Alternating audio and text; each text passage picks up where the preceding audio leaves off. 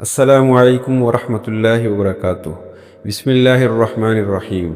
حضرت انس رضی اللہ تعالیٰ عنہ بیان کرتے ہیں کہ ایک دن دو جلیل القدر صحابی حضرت اسید بن حضیر رضی اللہ تعالیٰ عنہ اور عباد بن بشر رضی اللہ تعالیٰ عنہ نبی کریم صلی اللہ علیہ وسلم کی خدمت میں بیٹھے ہوئے اپنے کسی اہم معاملہ میں گفتگو کر رہے تھے، اور وہ گفتگو اتنی طویل ہو گئی تھی کہ اس کا سلسلہ 1 ساعت یعنی رات کے کافی حصہ گزرنے تک جاری رہا، جبکہ وہ رات بھی نہایت تاریک تھی۔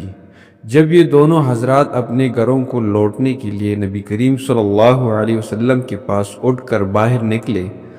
تو اس وقت ان دونوں میں سے ہر ایک کے ہاتھ میں لاٹھی تھی۔ ان دونوں میں سے ایک کی لاٹھی اچانک روشن ہو گئی اور اس کی روشنی میں وہ چلنے لگے، یہاں تک کہ جب دونوں کے راستے جدا ہوئے، یعنی اس جگہ پہنچے جہاں سے ہر ایک کے گھر کی طرف الگ الگ راستہ جاتا تھا، تو دوسرے کی لاٹھی بھی روشن ہو گئی، اور پھر وہ دونوں اپنی اپنی لاٹھی کی روشنی میں چل کر اپنے اہل و عیال یعنی اپنے گھروں تک پہنچ گئے۔